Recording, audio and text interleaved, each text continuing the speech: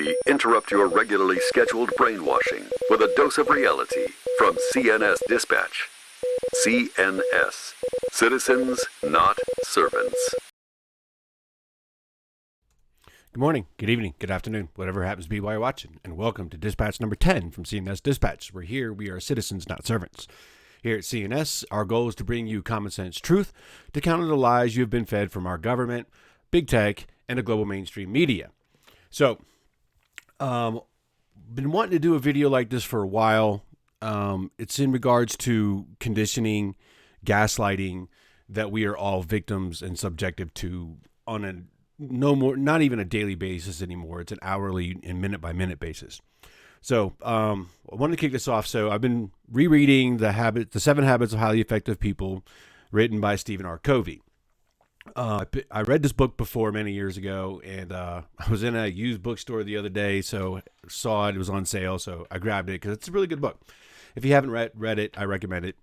I'm not sponsored by Stephen Covey or whatever. I just think it's a really good book. But it kind of hit me when in the book he is talking about paradigms. In the book I'm reading, this is on page 28, so obviously it may be different based on the book that you have. But what I wanted to do is read an excerpt of it. I'm reading right out of his book.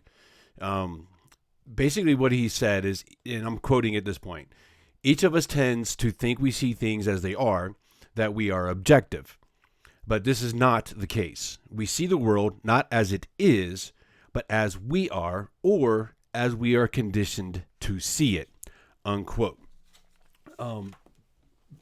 That hit me.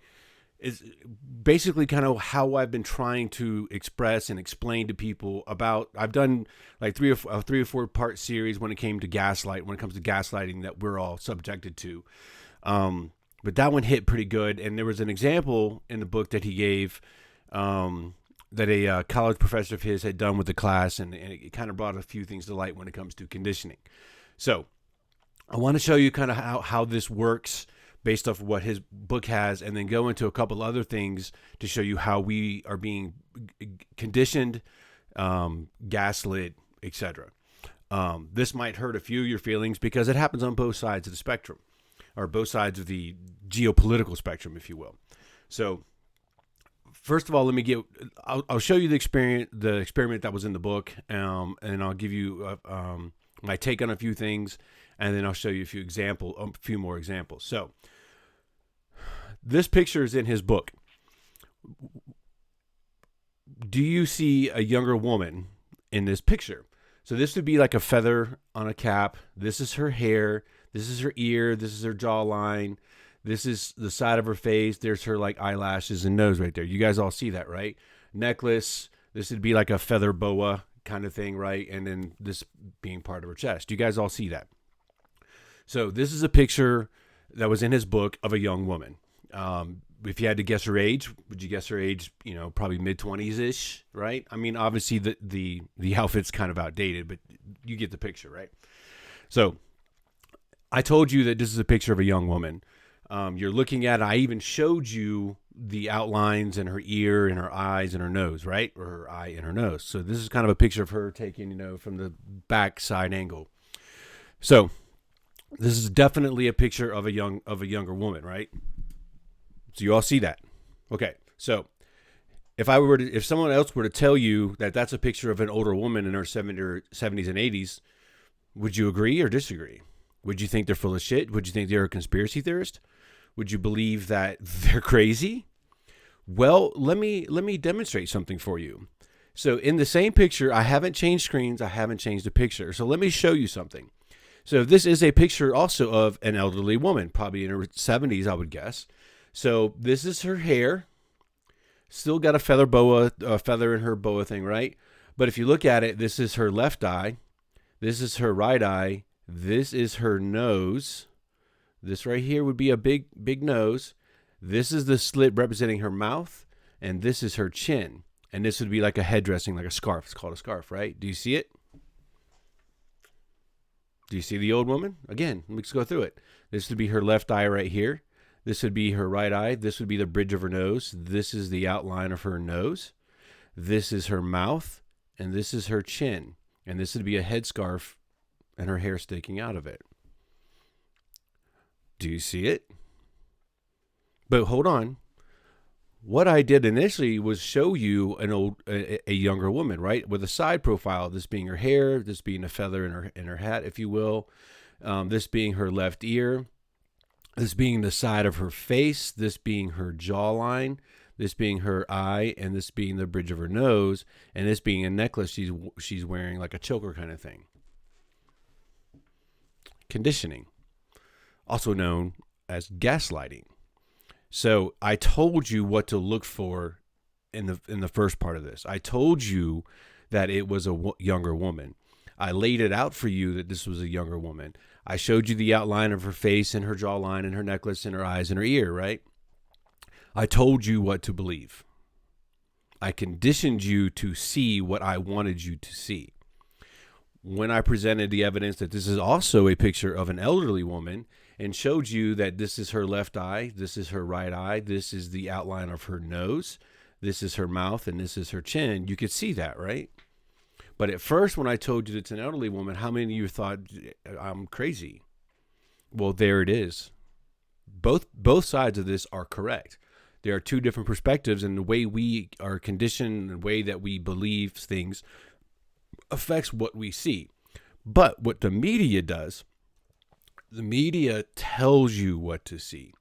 And what's been happening a lot within the last couple of years, especially really ramped up during the Trump administration, where big tech, in collusion with the global media and our own government, were censoring other voices, right? So they were censoring, deleting, removing, deplatforming people that had any kind of dissenting opinion, dissenting take, dissenting information that it was in direct opposition to the mainstream narrative, what they're telling you to believe.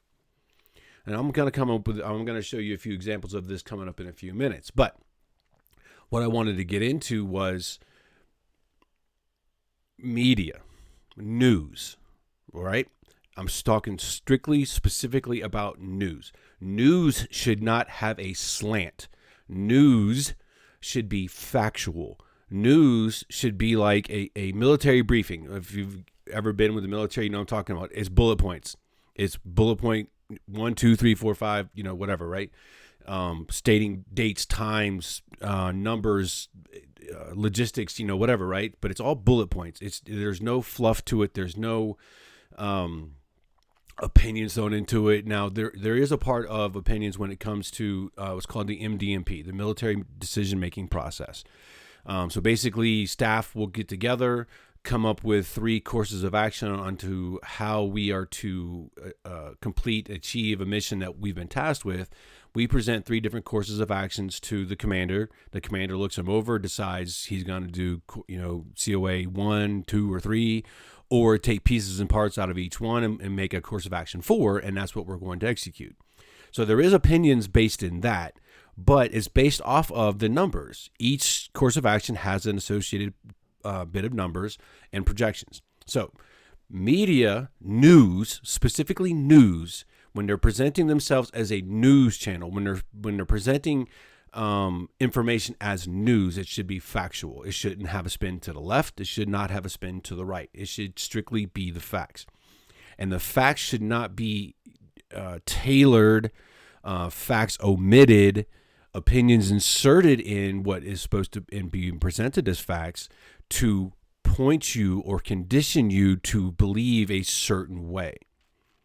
They should be presented to us as facts and allow us to make our decisions based off what we see, what we hear, our own beliefs, if you will, our own conditioning. But that's not what happens. So what's happening with our mainstream media, what's happening with the global media is every media has a narrative.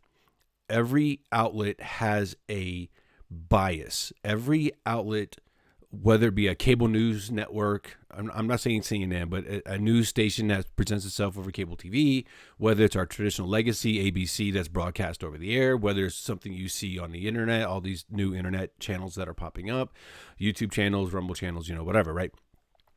If they're saying they're the news, if they're saying that this is the facts, ma'am, they're Joe Fridaying it for you people that know what I'm talking about. It should not have a slant.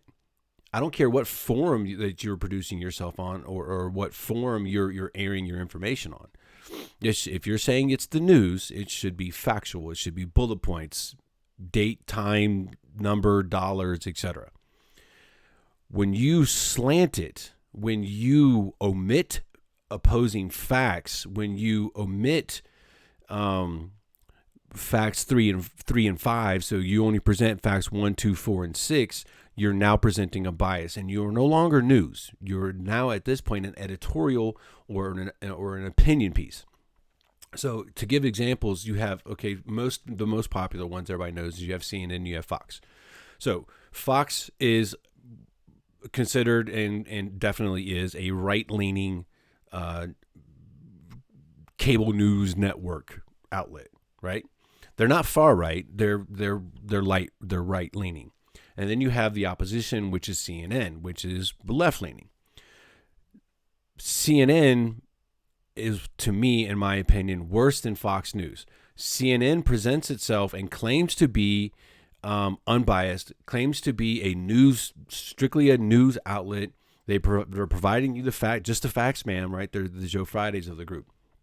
Well, based off their news stories, based off what they actually put on their channel and what they don't put on their channel, they're obviously lying to us. They lied to us about the whole Russian hoax with Trump and all that stuff. But and this multitudes more of actual lies of theirs. But they present themselves to us as fact-based and news and right down the center. But what they actually present, whether it be in their broadcasts, whether it be in print, is all left-leaning stuff. So you have Fox that leans to the right, CNN that leans to the left. That's disingenuous to us. That's disingenuous to the global population, because we want to know what's going on in the world. We read newspapers, we watch TV, we watch news channels, we read stuff on the internet, etc. So we're all looking to stay informed with what's going on. Well, when we're being misrepresented, or when information is being misrepresented to us, or information is being slanted to create a specific narrative, we're being lied to, we're being gaslit, we're being conditioned to look at things a certain way. Going back to the original example I gave you on here, if I tell you it is a young woman, that's what you're going to see. That's what most of us are going to see. If I were to start with that this is a picture of an elderly lady and show you, if I would have done it in reverse, right, then that's what you would have seen, or what most of us would have seen. But when I present both sides of it, you can see that it is a picture of both. It is in one perspective, it is a picture of a younger lady, and another perspective, it is a picture of an elderly lady. Both can be true at the same time. That's another issue we have with the media. It is now we've turned into a generation or population of either or, ones and zeros. It's all binary. There can't be, you can't hold two opposing thoughts and still be true. Putin being a prime example right now. If anybody says anything in opposition to the current narrative being pushed to us about the whole Ukraine thing, well, we're Putin apologists. You're either pro 100% with everything that we're being told about Ukraine, or you're a Putin stooge. You're a communist. You're a socialist. Whatever, right? Well, that's not true.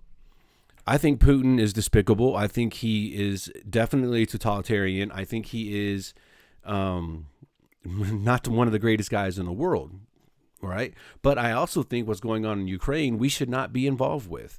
We've been involved with Ukraine for decades, manipulating, causing disruptions, causing the revolution in 2014, or fomenting the dissension which kicked off the revolution over there in 2014.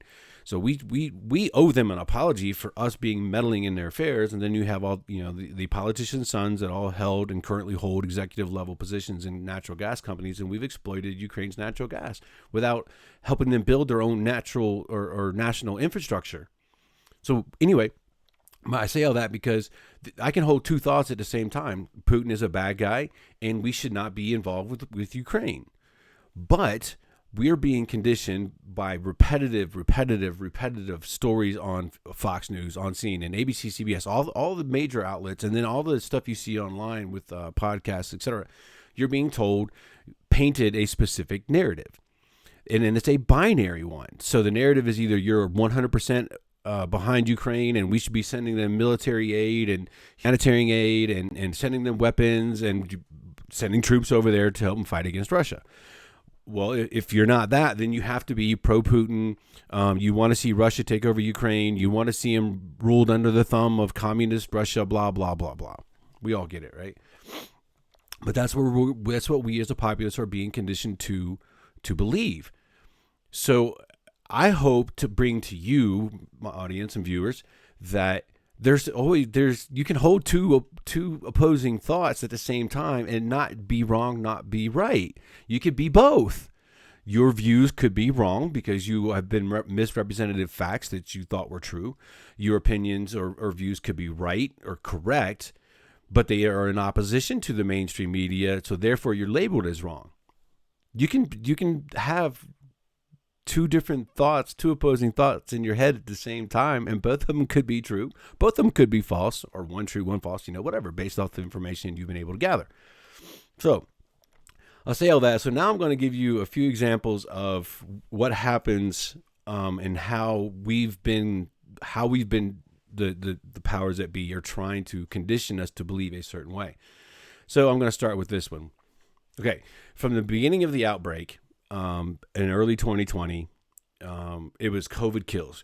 COVID kills. COVID is the deadliest virus to ever hit the planet. You guys all seen it. You guys all saw all the channels, all outlets had the COVID counter, right? Number of cases, number of deaths, and blah, blah, blah, blah, right? It was there 24/7. That's all we saw. Even if they were talking about, mom and pops coffee shops in, outside of little Podunk, USA, and what they were doing, etc. Well, you still had that counter to the left. That's part of conditioning.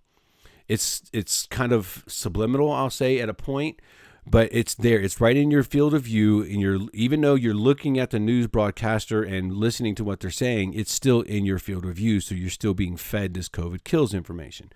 Well, if that's all you've been told and that's all the information you're allowed to see, and that's the only thing you can find, well, what's going to be your belief? You're going to believe that COVID kills everybody, that, it's got this, 50% mortality rate. There was a poll done not so long ago where people actually believe that. But anyway, if that's all you're being told and that's all you have, all the information you have access to, because any opposing thought's been censored and deleted and deplatformed, you can't find it. Or if you can still find opposing information to the narrative, those people that are presenting that opposition information are labeled as conspiracy theorists, right-winger being another big one right now. They're slammed. They're called derogatory names. Their credibility is brought into question because, how dare they question the narrative? Well, if you happen to, pay attention to what's going on, and you do find information, this is what you actually find out. COVID does kill, but less than 2% of those that contracted. Of those deaths, on a global average, over 70% of those that died from COVID, and I covered the whole with and from in my previous interview with Larry, 70% of those that died with COVID had an average of 2.5 comorbidities, some of them over 4, and over 75% of those that died from COVID were of the age of 70. So, we've been told, we were pushed a narrative. We were pushed to be conditioned to believe that COVID is a killer. 50% mortality rate. We've got to lock down. We've got to do all this other shit, right? We got to wear masks and all this other crap, right? And that's what people, even to this day, even though more information has slowly been dripped out, slowly our government and the media and the CDC and the WHO is slowly, like on a Friday evening, oh, yeah, by the way, that was right. Oh, by the way, this was wrong. And it gets buried. It gets memory hold, right? Well, if you're only exposed to the COVID kills narrative and the COVID kills information and that whole mantra, well, what are you going to believe? And it's proven. People still believe to this day, 2 years afterwards, even though all this other information has come out, the CDC has admitted information, the whole Wuhan lab is an example, the origins of COVID, all the other stuff has come out. People still believe that we have to wear masks, we have to get our 4th booster, we have to vaccinate our children, etc., because they are of the firm belief that COVID kills. It's going to kill everybody, even younger, healthy, no comorbidity type people. Well, that's just not the truth. So we get to another one, which is this one is obviously kind of more current event. There's no bioweapons labs in Ukraine. So this came about because people had discovered some information pertaining to bio labs in Ukraine. Well, so I'll bring you back to this. There are no bioweapons labs in Ukraine.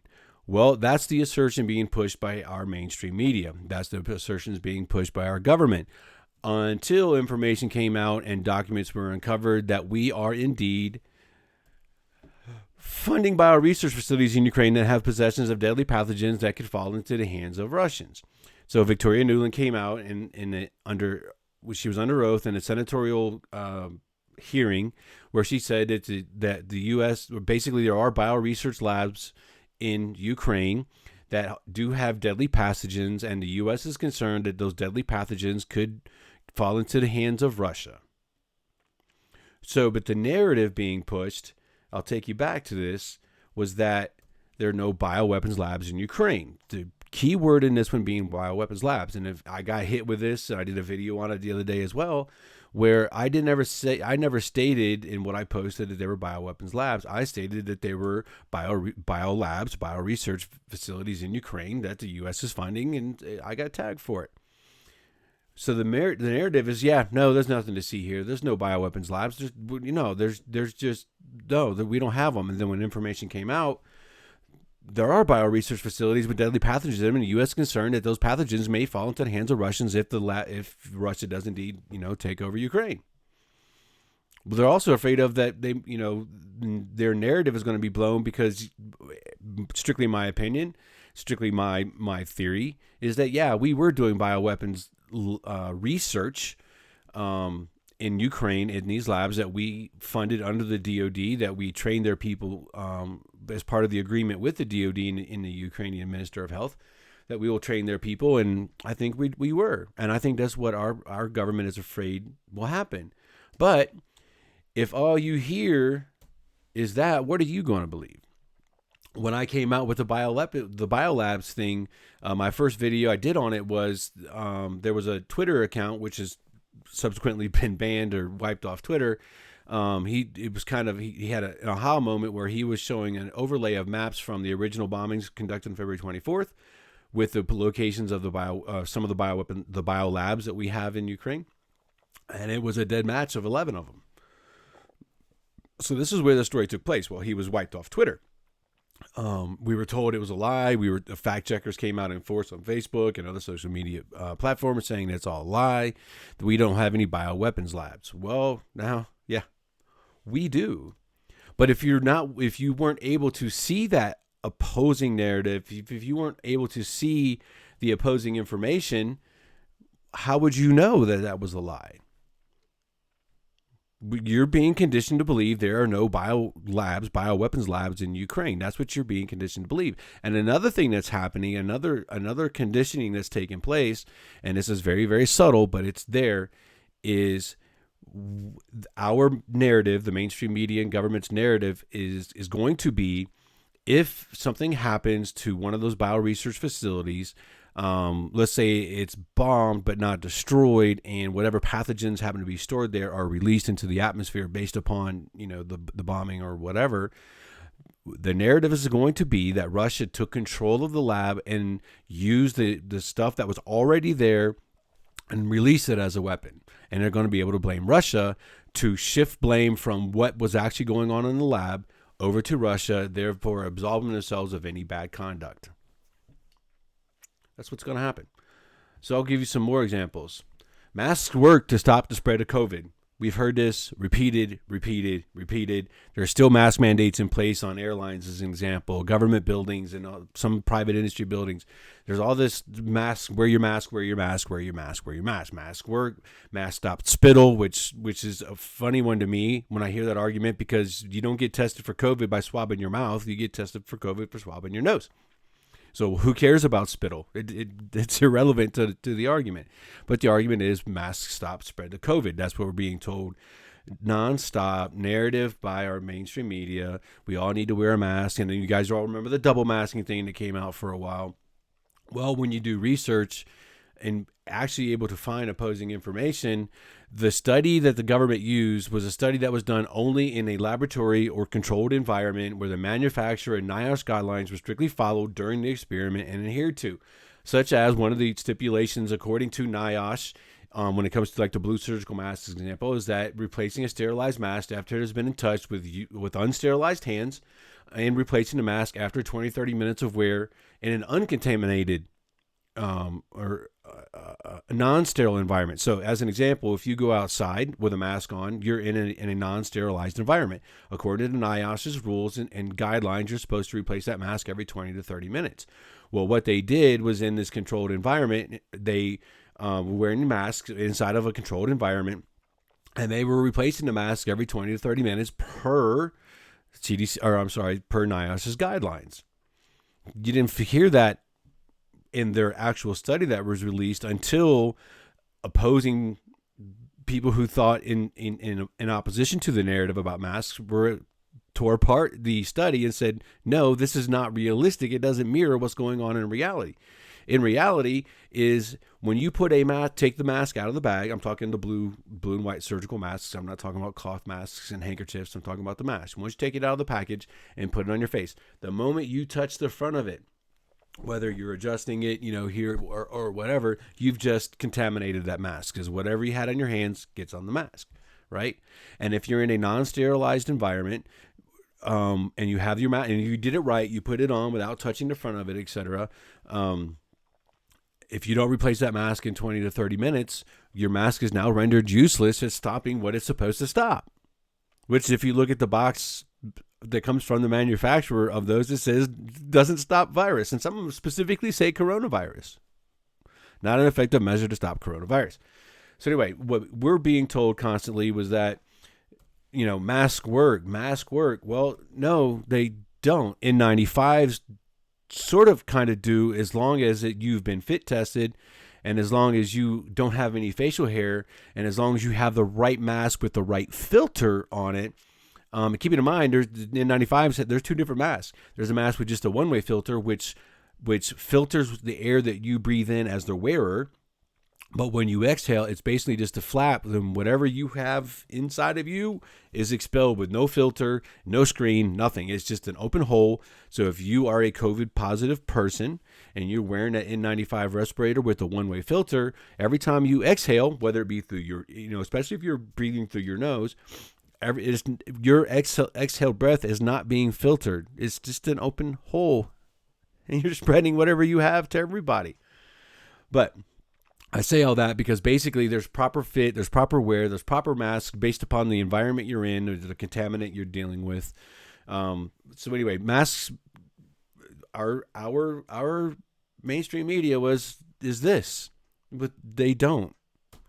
Unless you're in a sterile environment or unless you're following the guidelines to the T, then they might have some effect on stopping the spread. But generally speaking, it's stopping this. It's a one-way deal with the mask. If you're wearing it correctly, you haven't contaminated it, you're replacing it every 20 to 30 minutes while you're in a non-sterile environment, it will protect you, but it won't protect people outside of you because the blue and white surgical masks don't fit properly. There's holes on the sides, there's holes on the bottom, there's holes on the top. So what you exhale is it doesn't necessarily get filtered through the mask. A majority of it escapes out to the side unfiltered. But, that's what we're being told and conditioned to believe. Another one. All right, so this might sting some of you folks. I'm sure there's going to be all kinds of excuses and reasons behind all this. But the narrative being Trump would have stopped COVID and the mandates. So I'm bringing this up because this is not a one-way conditioning deal. We are not just being conditioned and told what to believe from one side of the geopolitical spectrum. It's happening on both sides. It goes back to that either or. That's the mentality that so many people have developed and been conditioned to believe that they can't have opposing thoughts. They can't believe one side's partially true and the other side's partially true, which means one side's partially false and the other side's partially false. So I bring this up as an example because it happens both ways. Trump would have stopped the COVID and mandates. That's that's what's happening on the right side of the geopolitical spectrum. It's one of the themes, one of the narratives that's being pushed. Well, okay, so the first mandates were enacted during the Trump administration. Masks, social distancing, and vaccines were all initiated under the Trump administration. You cannot argue that fact. You cannot say that it did not happen. You cannot say warp speed didn't happen when it comes to the vaccines. Remember, the people on the right were saying and applauding Trump for the Operation Warp Speed, being able to bring a vaccine to market. He got rid of a bunch of red tape and everything involved with warp speed. So the people on the right were applauding it and championing it and saying, good way to go, Trump. Where at the same time, the people on the left side of the geopolitical spectrum were saying, oh, I will never take a Trump vaccine. Oh, this is unsafe. This can't happen. Trump's trying to kill us all. That's what the either or mentality happened. Well, after Biden won election, the whole narrative switched to where the people believing the mainstream media that were in opposition to Trump when Trump was president, saying they'll never take a Trump vaccine. All this stuff Trump's doing is he's trying to kill us all, right? Well, when Biden won and became president and started instituting other mandates and vaccines and everything, obviously we all know what's going on, everybody switched sides. So now the people that are of the conditioning and believe the narrative, everybody needs to get vaccinated. Well, 6, 7, 8 months before, they were saying, no, they'll never take a Trump vaccine. Well, now everybody needs to get vaccinated. Everybody needs to wear masks. We all need to social distance. We all need to stay at home. All the crap, simply because of a switch in office. And the people that during the Trump administration were applauding Trump when it came to Operation Warp Speed and him doing, everything he can to protect us and keep us safe from the COVID that kills. Remember the first one? Switched. So everybody that was applauding Trump for what he did under his administration with regards to COVID and warp speed, etc. Now Biden's in one office, and now they are against their anti-vaxxers. They're opposed to the mandates. They're opposed to masks. I've been against them from the start. I didn't give a shit who was in office. I was concerned about warp speed when once they started coming up that he was cutting red tape. I'm all about it. I've spent many years working in the government, and the red tape is horrendous. It's crazy. If you've never dealt with it, it would absolutely blow your mind how much red tape there actually is in anything government. So I was, kind of applauding, if you will, the streamlining of the process. But then I started seeing corners being cut. I started seeing, oh, well, hold on a second. This is a brand new technology that's never been used before, and they're not doing long-term trials like they did with previous vaccines. Whoa, I was calling a timeout, going, whoa. First and foremost, I didn't think the lethality of COVID justified even coming up with a vaccine to begin with. But then they started cutting corners. They did away with long-term tests, because a typical vaccine usually takes 5 to 10 years to become fully FDA approved. There have to be long-term studies, blah blah blah. Anyway, so I was in opposition to it I didn't give a damn who was in office. And then when things switched and all the other mandates started ramping up, specifically when it came to the vaccine that was brought to market, in my opinion, extremely wrong. But people were losing their jobs because they weren't getting vaccinated. The nurses and doctors that were heroes because they were they were the essential workers during the initial outbreak. They were there day in, day out, having to deal with COVID-infected patients, potentially, risking catching COVID themselves. Remember, COVID kills. And then now we switched presidencies, and we switched the political parties that were in control. And now those same people that don't want to get vaccinated are labeled as, the devil. They're trying to kill us all. They're being selfish because they don't want to get a vaccine. They're anti-vaxxers. All because of a narrative shift that's based upon political parties switching power. But that's what we're being conditioned to believe. And another one. There's another one from the right, far right crowd. Central banks fund both sides of every war. Okay, so this is a partially true statement. There are situations there's been situations in our history where the central banks were actually funding both sides of war. It's not necessarily in question that it has not happened, but the narrative being pushed by the right, far right, was that central banks fund every side of every war and they never lose because they're always making money, whether it's the sell of weapons to opponent A, or they're selling weapons to opponent B, or they're selling weapons to both, thereby making money. Regardless of the outcome of the war, central banks were making money because they're funding both sides of every war. Well, except in Ukraine, because Russia doesn't use central banks. So how can the central banks fund both sides of every war? I'm calling the situation in Ukraine right now a war, so we'll go with that because that's what's being pushed on the right. How can this be true when Russia doesn't use the central banks? They don't belong to it. They don't bank with it. So on the right, you're doing the same thing that happens on the left. I don't think without really realizing what you're doing.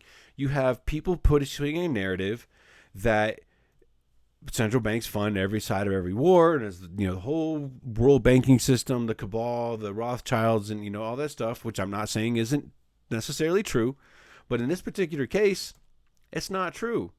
There's a lot of information out there. If you are of the belief that the central banks are currently funding what's going on in Ukraine on both sides, they're funding both sides of this.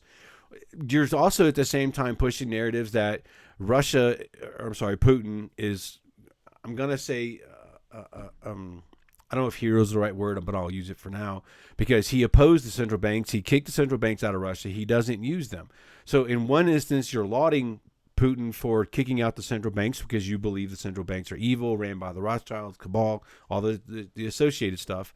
But at the same time, you're saying that the central banks are funding every war. In this particular case, both can't be true. Both cannot be true.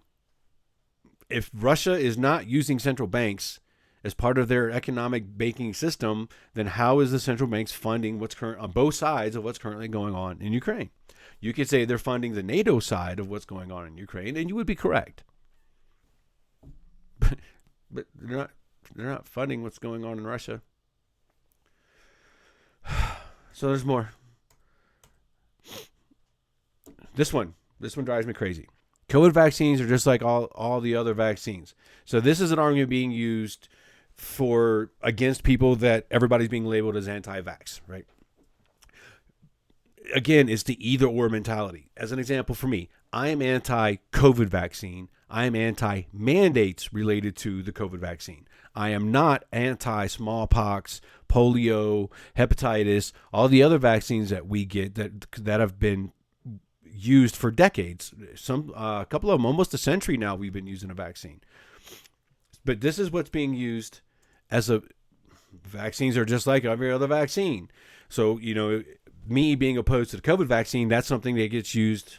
I hear this argument all the time. Well, are you opposed to the smallpox vaccine? Are you opposed to polio? Well, no, I'm not. I'm opposed to this vaccine. Mainly because I don't think the lack of lethality of the COVID vaccine justifies this vaccine, nor does it justify the mandate for the vaccine. If you want to get the COVID vaccine because that's what you believe and you think it's worth it, and you're a high-risk person that has multiple comorbidities, you do you. You go get the vaccine. I don't have a problem with people that do that.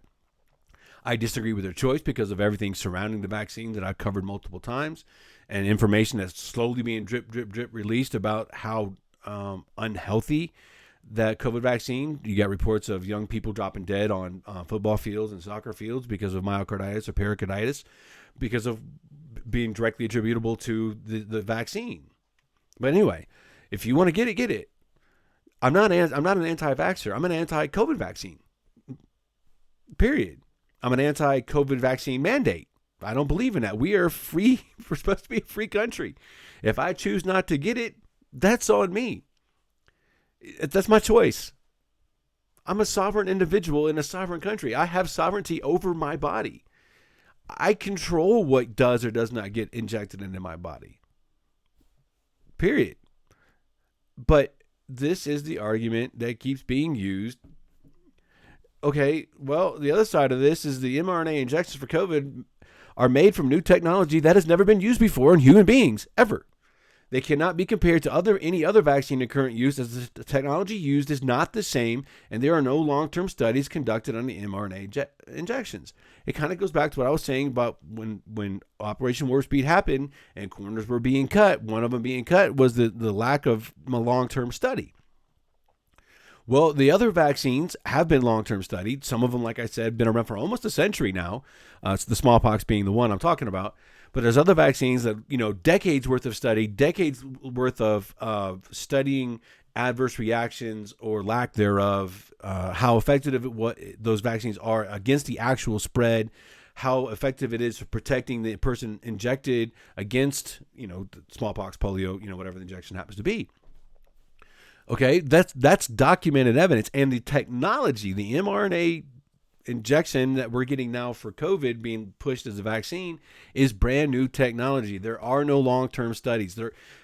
Again, vaccines normally take 5 to 10 years to come to market, fully approved by the FDA, that are being proven to be safe for human consumption or human use.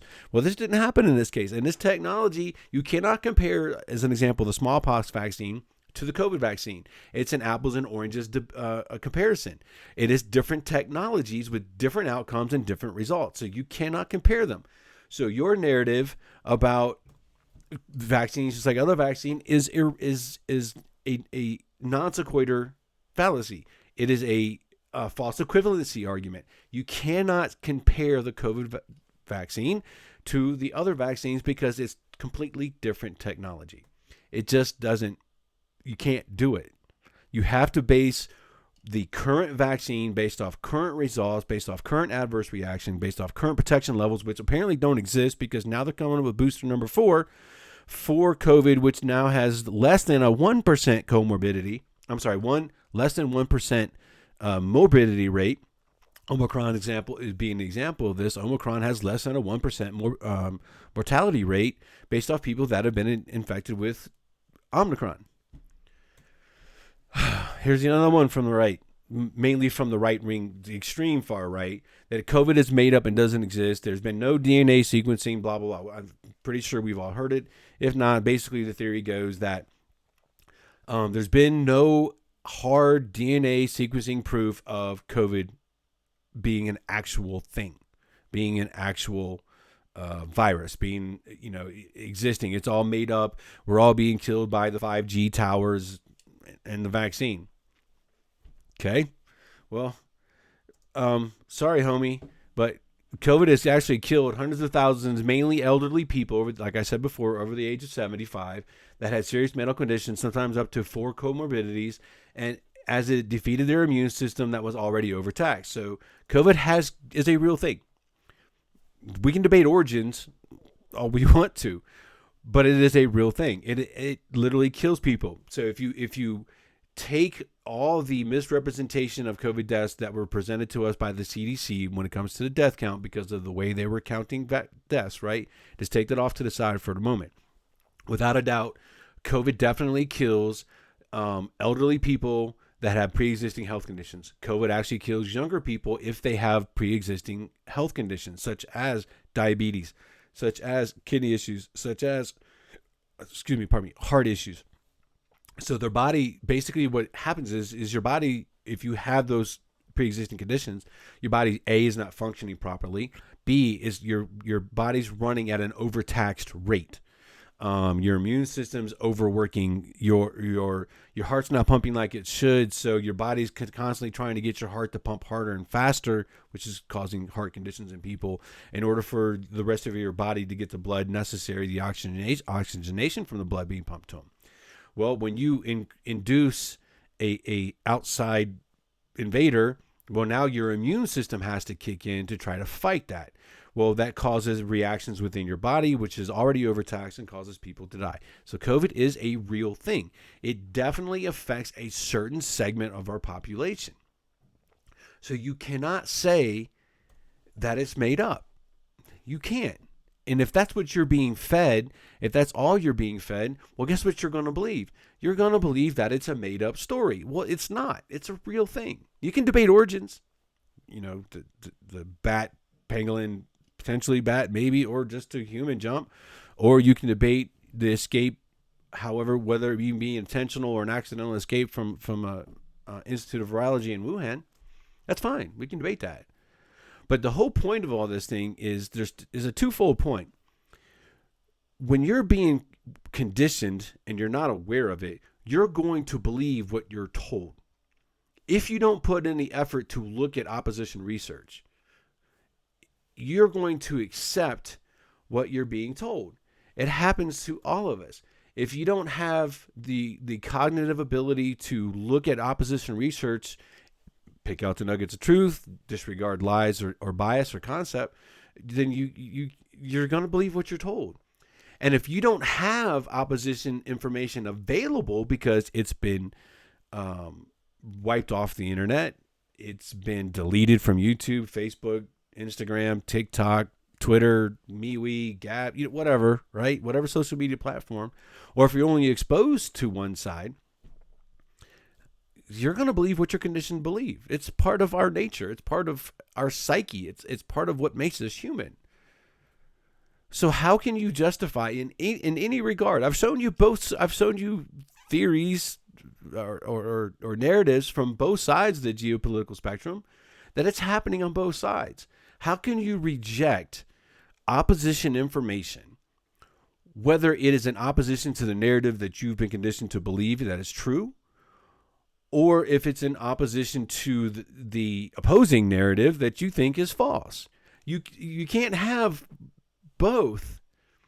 You cannot be a champion for censorship of information because it's misinformation, disinformation, yay, rah, rah. You guys are a bunch of white supremacists and conspiracy theorists or whatever, so you therefore need to be muted.